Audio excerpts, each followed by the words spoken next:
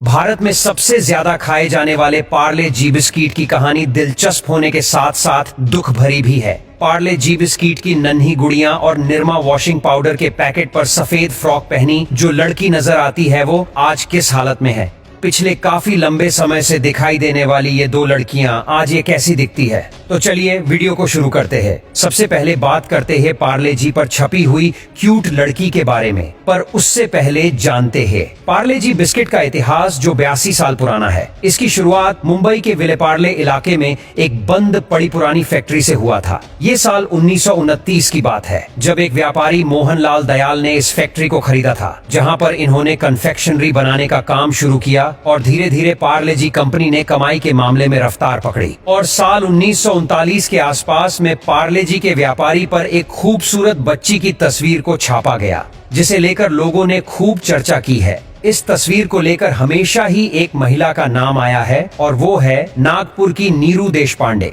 पर कुछ साल पहले जब मीडिया में इस तरह की खबरें फैली तो मजबूरन पार्ले जी के प्रोडक्ट मैनेजर को सामने आना पड़ा और उन्होंने साफ तौर पर कह दिया था कि पैकेट पर दिखने वाली बच्ची की तस्वीर का वास्ता किसी से नहीं है। ये एक इमेजिनरी इमेज है जिसे मग्नलाल दाहिया नाम के एक चित्रकार ने 60 के दशक में बनाया था। अब जहाँ तक रही नीरू देशपांडे की बात, तो उन्हें इन सुर्खियों के चलते काफी प्रसिद्धि मिली। वर्तमान में नीरू देशपांडे लगभग 65 साल की है और इस वक्त नागपुर में रह रही है। ऐसा कहा जाता है कि जब नीरू की उम्र 3-4 साल थी तब इनके पिता ने इनकी एक ऐसी ही फोटो खींची थी। हालांकि इनके पिता प्रोफेशनल फोटोग्राफर नहीं थे, लेकिन उनकी खींची यह तस्वीर काफी अच्छी आई थी। इस बीच एक दिन किसी शख्स की नजर इस तस्वीर पर पड़ी जिनका संबंध पार्ले जी वालों से था। फिर क्या, ये तस्वीर बिस्कुट के पैकेट पर छप गई।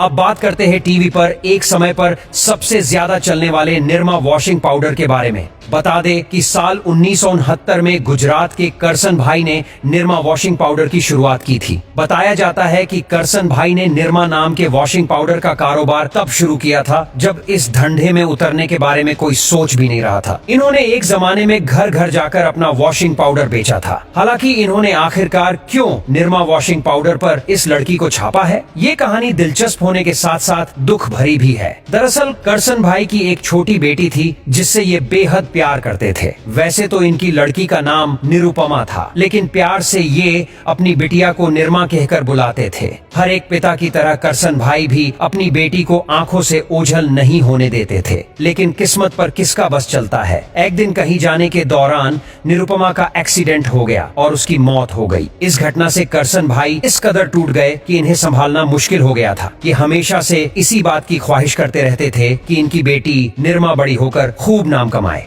लेकिन निरमा की अचानक डेथ हो जाने से इनका ये ख्वाब पूरा नहीं हो सका, पर ये इस बात को ठान चुके थे कि निरमा को वो अमर कर देंगे। फिर इन्होंने निरमा वॉशिंग पाउडर की शुरुआत की और पैकेट पर अपनी बेटी निरमा की तस्वीर लगानी शुरू कर दी। और आज भले ही इनकी बेटी निरमा इस दुनिया में ना हो, मगर इनकी बेटी की तस्वीर पूरी दुनिया भर में निरमा वॉशिंग पाउडर ब्रांड से पहचानी जाती है।